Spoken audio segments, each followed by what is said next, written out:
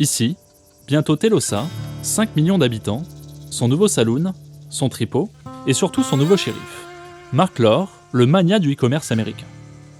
Son ambition, construire ex nihilo une métropole ultra-futuriste, écologique et inclusive, en plein milieu du désert de l'Ouest américain.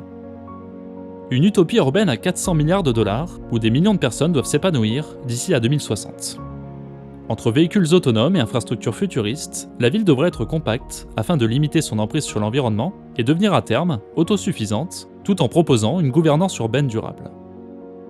Un projet qui paraît bien fou sur le papier car il est presque aussi ambitieux que The Line, l'immense cité linéaire voulue par l'Arabie Saoudite comme étendard de sa future mégapole Neom. Mais un tel projet a-t-il vraiment des chances de voir le jour? Et se veut-il aussi durable que ce qu'il prétend? Eh bien, c'est ce que nous allons voir aujourd'hui dans ce nouvel épisode de Looking For. Après avoir gagné plus de 3 milliards de dollars en cédant son site Jet.com au géant de la grande distribution Walmart e-commerce, dont il fut d'ailleurs PDG, le milliardaire américain Mark Lore aurait pu jouir d'une belle retraite anticipée. Et pourtant, il n'en fera rien. Au contraire, il s'est investi d'une mission particulièrement ambitieuse. Résoudre un problème qu'il considère comme étant le plus grand défi auquel est confronté les États-Unis. Les immenses écarts de richesse au sein de la population, à même selon lui, de détruire l'Amérique. Pendant quelques années, l'idée fait son chemin dans l'esprit de Mark Lore et c'est alors qu'en septembre 2021, il dévoile au grand public sa solution visionnaire, Telosa. Une ville futuriste, mais surtout une vision alternative aux modèles urbains actuels.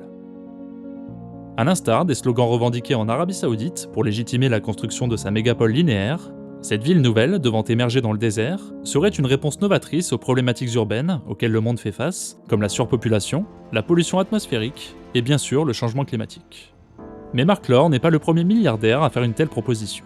Bill Gates a par exemple fait de même avec Belmont, une ville intelligente qui serait elle aussi créée dans le désert, près de Phoenix, en Arizona. En revanche, l'objectif revendiqué par Lore est différent, puisqu'il est davantage centré sur l'homme que sur la technologie. Selon ses mots, il souhaite créer un avenir plus équitable et plus durable, qui puisse devenir une source d'inspiration pour les générations futures. En effet, plus de 50% de la population mondiale vit actuellement en ville, et les dernières projections estiment que le nombre de citadins pourrait atteindre 70% d'ici à 2050. De ce fait, les villes seront à terme de plus en plus polarisantes et constitueront pour des milliards d'entre nous des pôles ressources majeurs en termes d'opportunités économiques. Mais tout le monde ne bénéficie pas forcément du développement économique qu'offrent les grandes métropoles. La hausse des prix qui sévit actuellement dans de nombreuses villes du monde ne fait que creuser les inégalités entre les riches et les plus modestes, que ce soit pour accéder au logement, au transport ou même aux services de santé.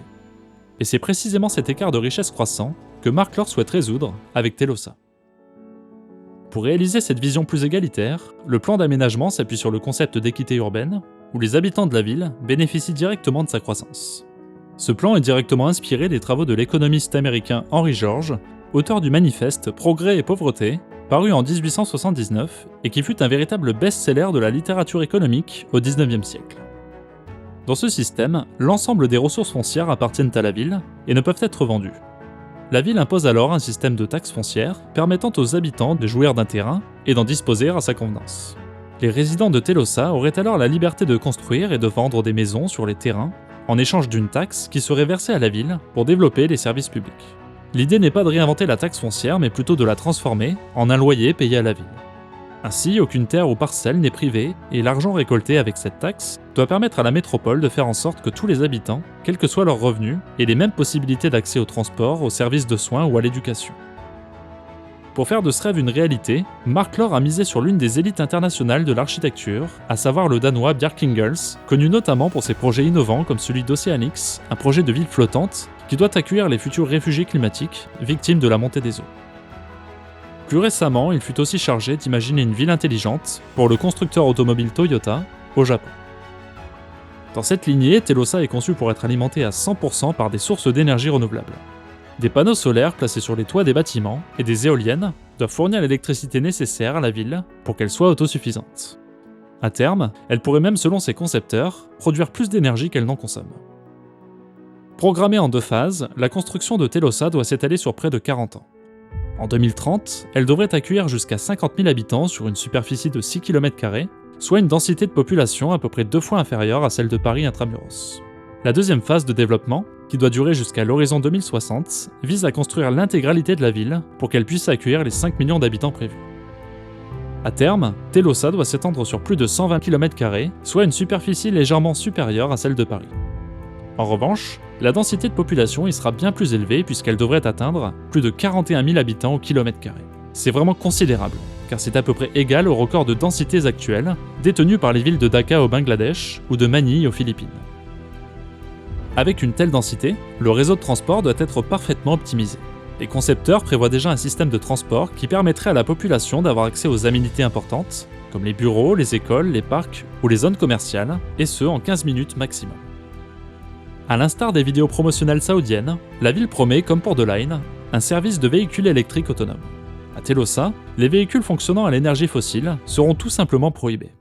Les mobilités douces comme le vélo ou la marche à pied seront également privilégiées.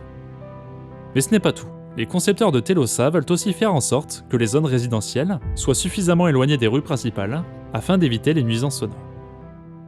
Pour cristalliser cette nouvelle vision de la ville, un bâtiment iconique fut imaginé.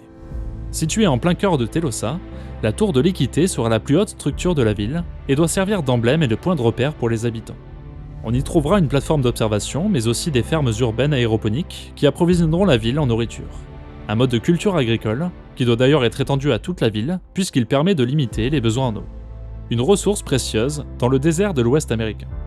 Et pour éviter de puiser allègrement dans les nappes phréatiques, comme le font déjà de nombreuses villes en Arizona, les concepteurs de Telosa misent davantage sur le captage des eaux de pluie.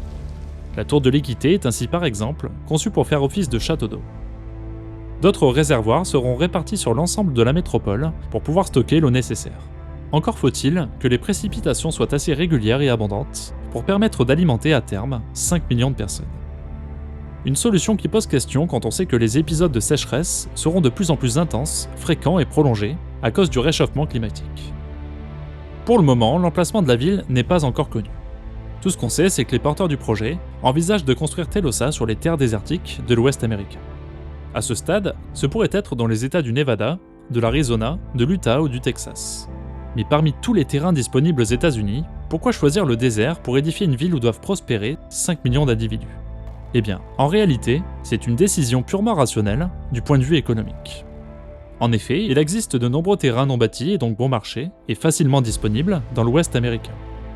Avec le plan de Telosa qui consiste à redistribuer les plus-values foncières au service de la ville, ces terrains bon marché ont le potentiel de s'autofinancer au fur et à mesure que la ville s'agrandit, et donc de pouvoir investir davantage dans des services urbains de qualité. Sur le papier, tout le monde y gagne. Mais dans les faits, bien que le terrain soit relativement bon marché, la construction d'une telle ville en plein milieu du désert n'est pas vraiment l'entreprise la plus simple. La construction de The Line, récemment entreprise dans le désert de l'Arabie Saoudite, est un bon exemple des difficultés que Telosa pourrait rencontrer dans son développement. Les conditions de travail extrêmes sous les chaleurs du désert, l'acheminement des ressources nécessaires à la création d'une telle cité, ou la question de la disponibilité en eau, sont bien des contraintes qui pourraient à terme décourager Mark Lord dans son projet.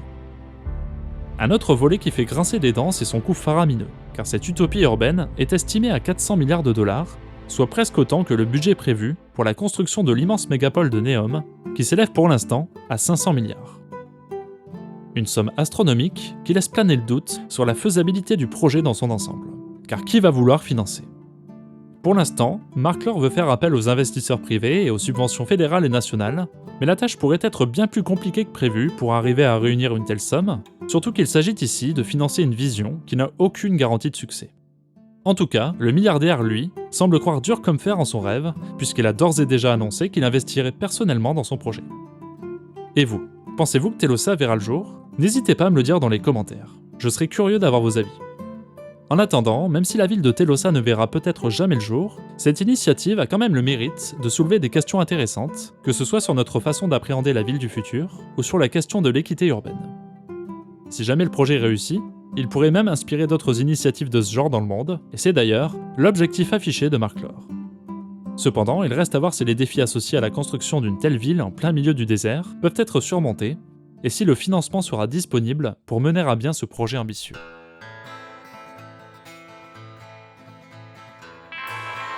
Voilà, c'est la fin de la vidéo, j'espère que le sujet d'aujourd'hui vous aura plu. Si les villes nouvelles vous intéressent, je vous conseille aussi de regarder ma vidéo sur la construction de Neom, qui a lieu actuellement en Arabie Saoudite. Vous allez voir, c'est vraiment impressionnant. Je vous mets la vidéo juste ici. Sur ce, je vous laisse et vous dis à très vite sur Looking For.